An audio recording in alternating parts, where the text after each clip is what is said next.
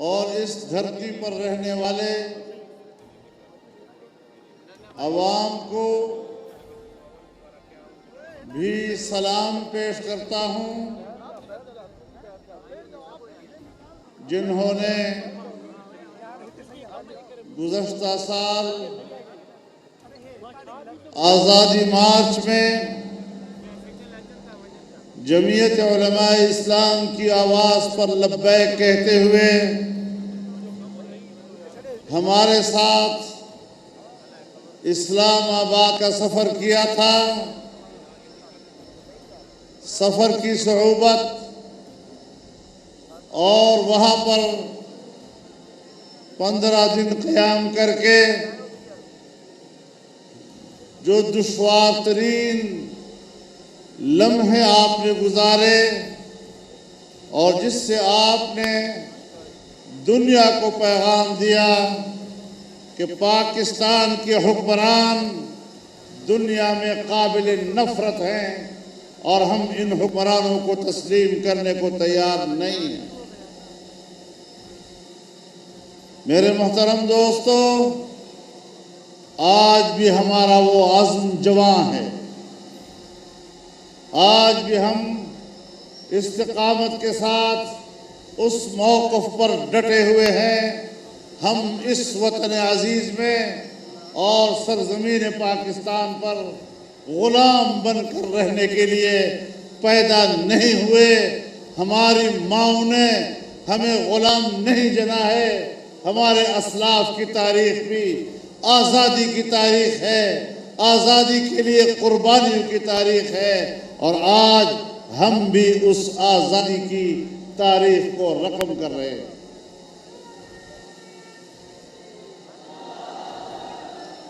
ہم نہیں اپنے اسلاف کے سامنے شرمندہ ہونا چاہتے ہیں اور نہیں اپنے آنے والی نسلوں کے لیے شرمندگی چھوڑنا چاہتے۔ پاکستان کو آج بڑی قوتوں نے اپنی کالونی سمجھا ہوا ہے۔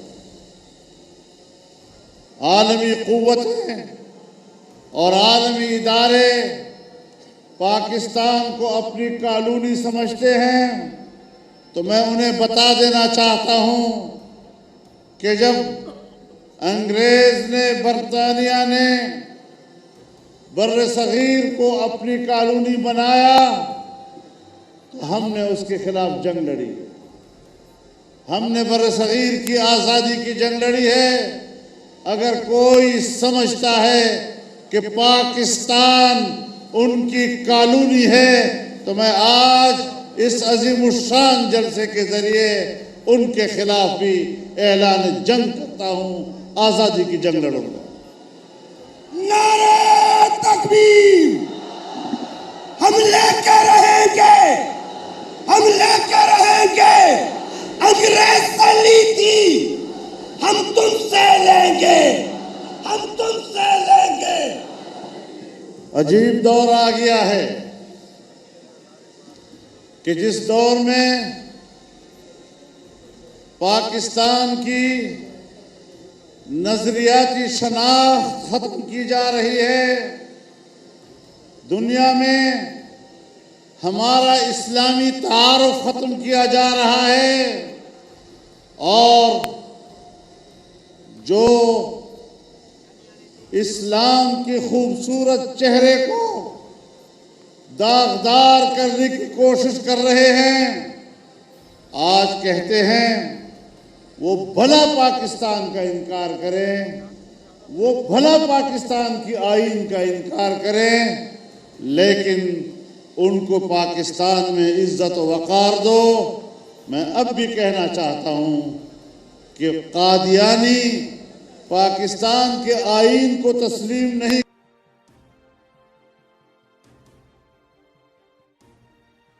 عالمی قوت چاہتی ہے کہ پاکستان اور اس کی پارلیمنٹ اپنا فیصلہ واپس لے اور ان کو ایک مسلم کمیونٹی کی طرف تسلیم کرے۔ میں واضح طور پر کہنا چاہتا ہوں، طاقتور سے طاقتور قوت کو کہنا چاہتا ہوں، طاقتور سے طاقتور ادارے کو کہنا چاہتا ہوں کہ پاکستان میں قادیانی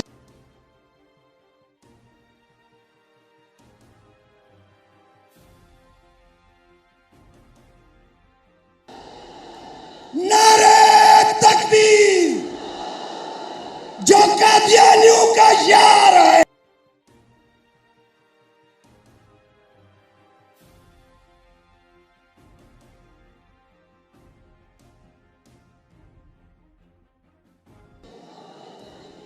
بڑی خاموشی کے ساتھ ان کو کلیدی آسامیوں پہ لایا جا رہا ہے، یہاں تک کہ فوج میں بھی ان کو ترقیاں دی جا رہی ہیں، اور وہ سمجھتے ہیں کہ شاید ہمیں اس کی خبر نہیں ملتی.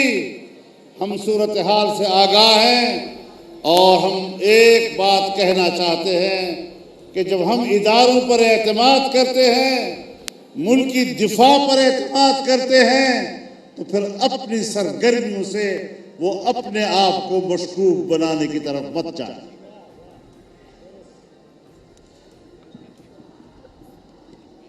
میرے محترم دوستو،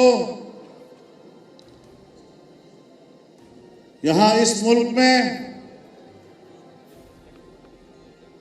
اگر تحفظ حاصل نہیں تو عقیدہ ختم نبوت کو تحفظ حاصل نہیں. اس ملک میں اگر تحفظ تو ناموس رسالت کو تحفظ حاصل نہیں. اس ملک میں اگر تحفظ حاصل نہیں تو ناموس صحابہ کو تحفظ حاصل نہیں. اور جب ریاست کی نگرانی میں اور ان کے خفیہ کارکردگی کے نتیجے میں ملک میں فرقہ وارانہ تعصبات کی فضا پیدا کی جاتی ہے، فرقوں کو فرقوں سے لڑانے کے لیے ادارے تشکیل دیے جاتے ہیں، تو پھر یہ لوگ پاکستان کو خانہ جنگی کی طرف دھکیلنا چاہتے ہیں. ہم نے ہمیشہ ایک قوم کی بات کی ہے، قومی وحدت کی بات کی ہے، فرقہ وارانہ ہم آہنگی کی بات کی ہے. ہم اپنے تمام اختلافات کے باوجود اس ملک میں ایک قوم کی طرح رہنا چاہتے ہیں، لیکن جب تک باہمی احترام نہیں ہوگا، جب تک ایک دوسرے کے اعتقادات کا احترام نہیں کیا جائے گا، ہم اس وقت تک ایک قوم بن کر اس ملک میں زندہ نہیں رہ سکتے.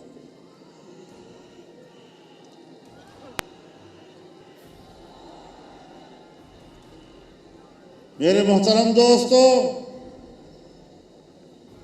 ہر چیز کے حدود ہوا کرتے ہیں. جب آپ دوسرے کے حدود میں داخل ہوں گے تو پھر فساد تو ہوگا. میں یہی بات اسٹیبلشمنٹ سے کہنا چاہتا ہوں کہ حق حکمرانی یہ عوام کا ہے. تم ملازم ہو، اگر تم حق حکمرانی کے حدود میں عوام کا حق چھیننے کی کوشش کرو گے تو پھر اسٹیبلشمنٹ بمقابلہ پاکستانی عوام کے تصور کیا جائے. پھر ہم سے شکایت مت کریں، پھر اپنی نیت سے شکایت کریں، پھر اپنی کارکردگی سے شکایت کریں، پھر اپنی غلط سوچ سے شکایت کریں. ہم آئین کے مطابق پاکستان میں زندگی گزارنا چاہتے ہیں.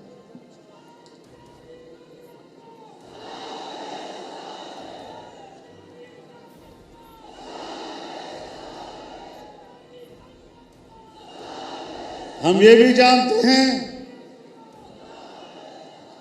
بھی جانتے ہیں کہ 18ویں ترمیم کو ختم کرنے کی سازشیں ہو رہی ہیں، اور موجودہ ناجائز حکومت یہ ایجنڈا بھی لے کر آئی ہے کہ 18ویں ترمیم میں دوبارہ تبدیلی کی جائے. میں واضح طور پر کہنا چاہتا ہوں کہ صوبوں کو جو حقوق دیے گئے ہیں، دیے ہوئے حقوق میں سے ایک حق بھی ہم کسی کو چھیننے کی اجازت نہیں دے سکتے۔ صوبے کے اپنے حقوق ہیں، ان کے وسائل ہیں، سندھ کے وسائل ہیں، سندھ کے جزائر ہیں۔ ہم علی الاعلان یہ بات کہتے ہیں کہ سندھ کے وسائل پر سندھ کے عوام اور ان کے بچوں کا حق ہے، اور ہم کسی کو بھی سندھ کے عوام کے حقوق چھیننے کی اجازت نہیں دے سکتے۔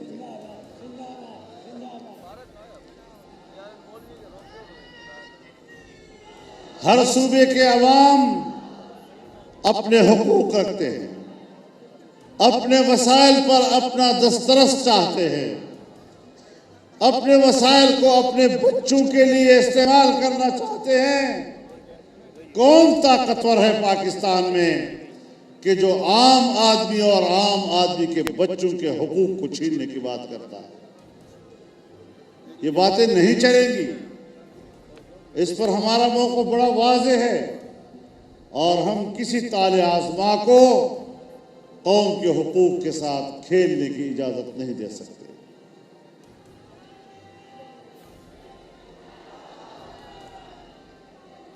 میرے محترم دوستو، موجودہ حکومت جو دھاندلی کے ذریعے لائی گئی، کچھ ایجنڈے کے ساتھ لائی گئی ہے۔ بنیادی بات یہ ہے کہ اس کو معاشی لحاظ سے کمزور کر دو۔ معاشی زبوحالی اور معاشی انحطاط، اس سے پاکستان کمزور ہوگا اور عالمی مالیاتی اداروں کا شکنجہ مضبوط ہوگا۔ ہمیں عالمی مالیاتی اداروں کے شکنجے میں کسنے کے لیے اس قسم کی حکومتیں لائی جاتی ہیں تاکہ وہ طاقتور قوتوں کے ایجنڈے کی تکمیل کر سکے۔ ہم کسی کو قوم کے حقوق کے ساتھ اور ملک کے حقوق کے ساتھ کھیلنے کی اجازت نہیں دے سکتے۔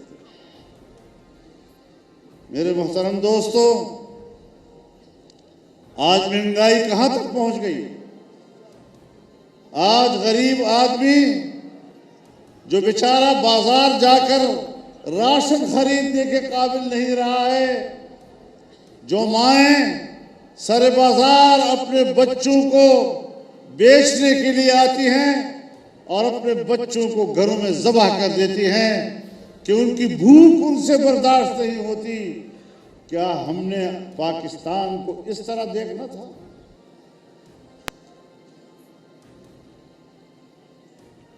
دو دہائیاں ہو گئی ہیں اس وطن عزیز میں پاکستان کے شہری لاپتہ ہو جاتے ہیں، اور آج بھی مائیں اور ان کے والدین بوڑھے ہو کر دنیا سے چلے گئے، اپنے بچوں کے لیے روتے روتے دنیا سے چلے گئے، لیکن ان بے رحم اداروں کو یہ احساس نہیں ہو رہا۔ یہ لوگ بات کرتے ہیں انصاف کی، کس منہ سے آپ انصاف کی بات کرتے ہیں؟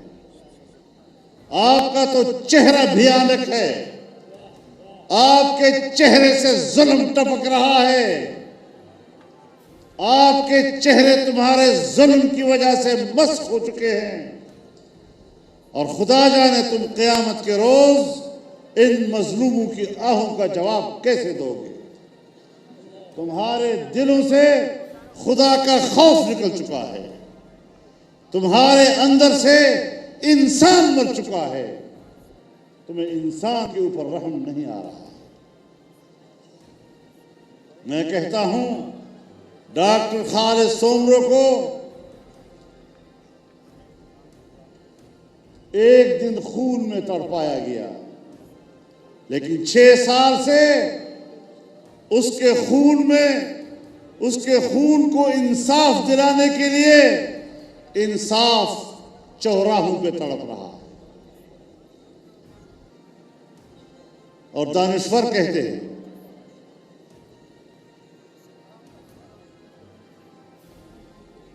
کہ انصاف میں تاخیر بھی انصاف کے قتل کے زمرے میں آتا ہے۔ ان تمام چیزوں کا ایک مکافات عمل ہے، لیکن ہم وہ لوگ نہیں جو حوصلے ہار، ہم پوری ہمت اور عزم کے ساتھ آگے بڑھ رہے ہیں۔ آج پاکستان کی تمام سیاسی جماعتیں متحد ہیں، سب اس بات پر متفق ہیں کہ ملک کی معیشت کو تباہ کر دیا گیا، ملک کی زراعت کو تباہ کر دیا گیا۔ آج تک ہم گندم اور چینی منگواتے تھے، اس کی درآمد ہوتی تھی، لیکن اب ہماری زراعت یہاں تک کمزور ہو گئی کہ ہمیں کپاس بھی درآمد کرنا پڑ رہا ہے۔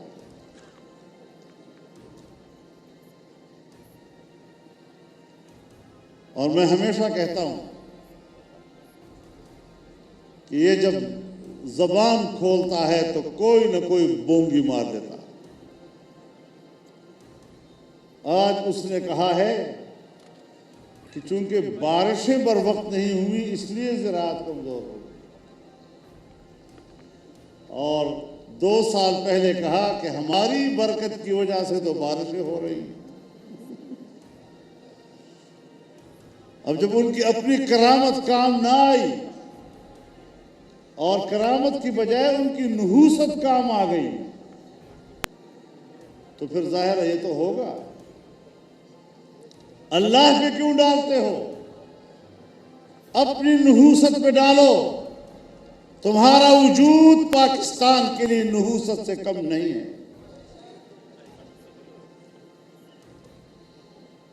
میرے محترم دوستو، سی پیک منصوبہ سمیٹ دینا یہی ان کا ایجنڈا تھا۔ چین کو ناراض کرنا، چین کے اعتماد کو تباہ کرنا، چین کی سرمایہ کاری کو تباہ کرنا، یہی ان کا ایجنڈا تھا۔ انہوں نے کشمیر پر ہندوستان کے قبضے کی قانونی حیثیت کو تسلیم کیا ہے، اس کو قانونی حیثیت دی ہے انہوں نے، اور آج گلگت بلتستان میں اسی لیے دھاندلی کے ذریعے اسی پارٹی کو حکومت دی گئی ہے تاکہ مسئلہ کشمیر کو حتمی طور پر دفن کر دیا جائے اور پاکستان کی جغرافیے کو تبدیل کر دیا جائے۔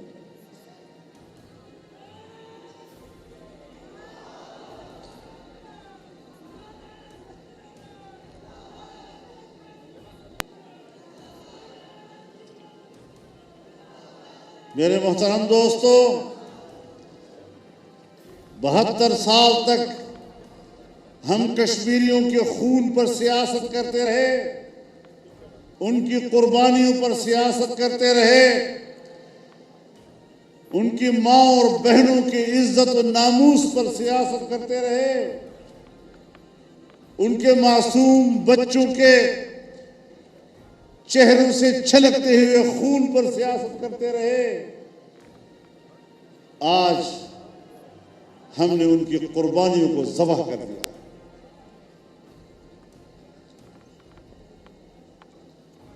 کیوں کہتے رہے آج تک کہ کشمیر کا فیصلہ کشمیری عوام کرے؟ کیوں تم نے کشمیریوں کے ساتھ 70 سال تک جھوٹ بولا ہے؟ کس جرم کی سزا آپ ان کو دے رہے ہیں؟ اور آپ کو کس نے یہ اختیار دیا ہے کہ فیصلے آپ نے کرنے ہیں؟ کچھ بھی ہو جائے، لیکن ملک کے جغرافیے کو تبدیل کرنے کا مینڈیٹ کسی حکومت کے پاس نہیں ہوا کرتا۔ ہم سرحد چھوڑتے ہیں، کئی کلومیٹر پیچھے آتے ہیں اور کہتے ہیں ہم نے خیر سگالی کے طور پر یہ اتنے کلومیٹر ہم نے دوسرے ملک کو دے دیا۔ آپ ہوتے کون ہیں؟ میرے چپے چپے کی حفاظت کرنا تم پر لازم ہے. پاکستان کی سرزمین کو بیچنا اور کسی کو تحفے میں دینا یہ آپ کو کوئی اختیار حاصل نہیں. تو اس لحاظ سے 70 سال گزر گئے ہیں. قوم کے اندر شعور آ گیا ہے. اب تم قوم کے سامنے صرف جھوٹ بول کر حکومت کر رہے ہو. معصوم جملوں کے ساتھ تم پوری قوم کو بہلا رہے ہو. اور جیسے کہ ہمارے ساتھیوں نے بھی یہ بات کہی کہ جیسے اسرائیل کو تسلیم کیا جا رہا ہے، تو ہم نے تو بہت پہلے کہا تھا کہ یہ یہودی ایجنٹ ہے اور اس نے یہ کام کرنا ہے. آج وہ کہتا ہے مجھ پر تو دوستوں کا دباؤ ہے کہ اسرائیل کو تسلیم کیا جائے. پاکستان اتنا کمزور ملک ہے، جو ملک دنیا امت مسلمہ کی قیادت کی صلاحیت رکھتا ہے، آج اس کا حکمران کہتا ہے کہ ہم پر دباؤ ہے. تمہاری خارجہ پالیسی نے ہمیں کہیں کا نہیں چھوڑا. سعودی عرب آپ سے ناراض ہے، آپ کو دیے ہوئے پیسے آپ سے واپس مانگ رہا ہے. متحدہ امارات آپ سے ناراض ہے، آپ کو دیے ہوئے پیسے تم سے واپس مانگ رہا ہے، اور پھر کہتے ہو کہ ہم پر دباؤ ڈالو. چین آپ سے ناراض ہو گیا ہے. انڈیا پہلے سے آپ کا دشمن ہے. افغانستان اس وقت انڈیا کی کیمپ میں ہے. ایران اس وقت انڈیا کی کیمپ میں ہے، اور تم خطے میں تنہا ہو. معاشی لحاظ سے ہندوستان اوپر جا رہا ہے، چائنا تو بہت زیادہ اوپر جا رہا ہے، بنگلہ دیش ترقی پہ ترقی کر رہا ہے، ملائیشیا، انڈونیشیا، سری لنکا، نیپال یہ ترقی کر رہے ہیں. افغانستان آپ سے بہت آگے نکل چکا ہے. ایران ترقی کر رہا ہے. اور پوری ایشیائی ماحول میں اگر کوئی معاشی انحطاط کا شکار ہے تو صرف اور صرف پاکستان.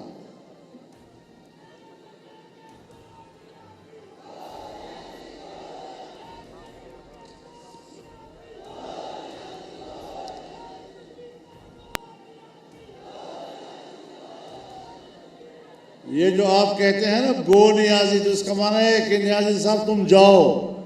نہیں، جانے کی درخواست نہیں ہوگی، اب اٹھا کر باہر پھینکیں گے انشاءاللہ. نعرہ تکبیر. جیلی وزیر اعظم نامنظور، جیلی وزیر اعظم، جھوٹا وزیر اعظم، مینڈیٹ 4 وزیر اعظم. گو نیازی، پھینک دو نیازی. تو میرے دوستو یاد رکھیں، آج کی متمدن دنیا میں ریاستوں کی بقا کا دار و مدار مستحکم معیشت پہ ہوا کرتا ہے. اور جب معیشت اس حد تک گر جاتی ہے تو پھر ریاست ہل جاتی ہے. تم نے ریاست کی چولے ہلا دی. ریاست کے بقا کا سوال پیدا ہو گیا ہے. میں یہاں چاہتا ہوں اور اسٹیبلشمنٹ سے کہنا چاہتا ہوں، اپنی دفاعی قوت کے ساتھ کہنا چاہتا ہوں کہ آپ نے جو وردی پہنی ہے یہ اس ریاست کی بقا اور سلامتی کے لیے پہنی ہے. اور آپ دعویٰ کر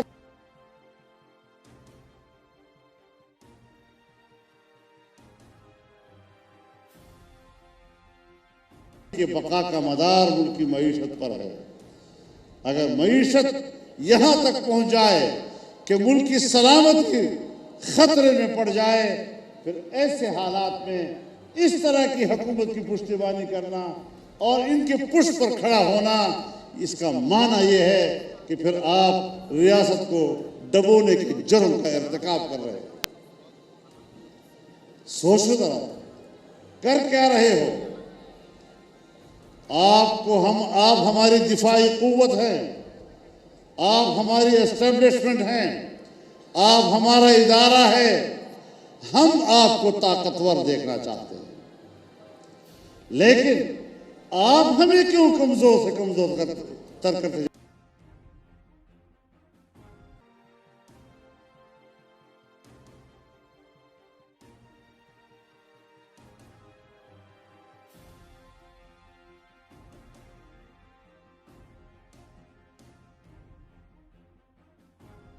چاہیے، طاقتور ہونے چاہیے؟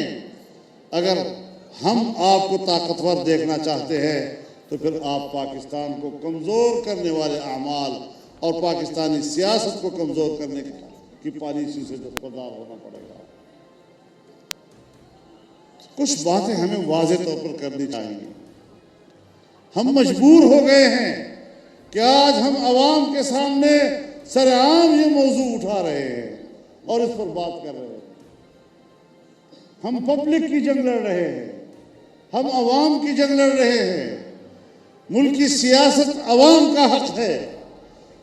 پاکستان کا آئین، پاکستان کی جمہوریت یہ عوام کا نام ہے اور عوام کو طاقت ملنی چاہیے۔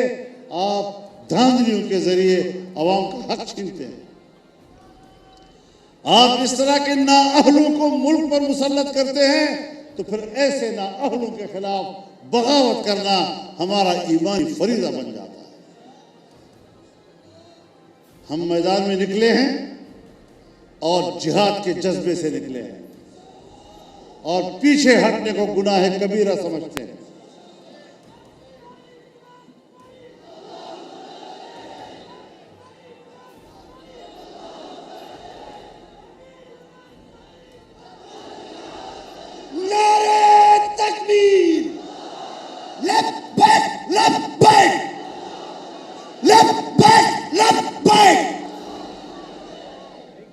تو میرے محترم دوستو، ہماری یہ آواز ہے۔ ہم نے تمام اپوزیشن جماعتوں کو ایک پلیٹ فارم پر آج ہم مجتمع ہیں اور مجھے پتہ چلا ہے کہ ملتان کا جلسہ جو 30 نومبر کو ہو رہا ہے، مختلف سیاسی پارٹیوں کے ذمہ داروں کو گرفتار کیا جا رہا ہے۔ آپ کو کس نے کہا ہے کہ گرفتاریوں سے جلسے ناکام ہوتے ہیں؟ آپ کو کس نے کہا ہے کہ تم ہمارا سفر روک سکے گو؟ تم جتنا یہ جذبہ دباؤ گے اتنا بڑھتا جائے گا۔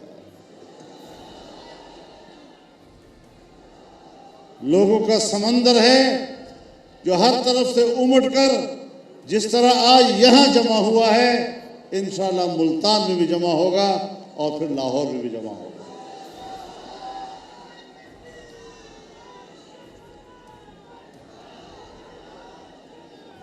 نعرہ تکبیر! تاجو آئی موجی تو سا جنگا جنگ جنگ جنگوا نیازی جنگ جنگ جنگوا۔ تو میرے محترم دوستو، نہ پاکستانی قوم کے ساتھ غداری قبول ہے، نہ کشمیریوں کے ساتھ غداری قبول ہے، اور نہ ہی پاکستان کو کمزور کرنے کی اجازت دی جا سکتی ہے، نہ اس ملک کو ہم کسی کا غلام بنانے کی اجازت دے سکتے ہیں۔ اسرائیل کو تسلیم کرنا کیا مانا؟ ظالموں، کوئی اللہ کا خوف کرو۔ دن رات ایک ہی بات، اسرائیل کو تسلیم کرو، اسرائیل کو تسلیم کرنا نہیں کرنا۔ کم بختو، کوئی یہ بھی کہہ دینا کہ فلسطین کو تسلیم کرو۔ یہ سرزمین تو فلسطین کی سرزمین ہے، انبیاء کی سرزمین ہے۔ یہودی تو 100 سال بھی نہیں ہوئی جو یہاں آئے ہیں، اور سن 1948 میں اسرائیل وجود میں آیا ہے۔ پاکستان سے 1 سال بعد، جس کے بارے میں بانی پاکستان نے یہ کہا تھا کہ ہم فلسطینیوں کے ساتھ ہیں۔ میں حیران ہوں کہ قائد اعظم کی بات کرنے والے اور ان کی وراثت کے دعوے دار آج فلسطینیوں کے مقابلے میں اسرائیل کا ساتھ دینا چاہتے ہیں۔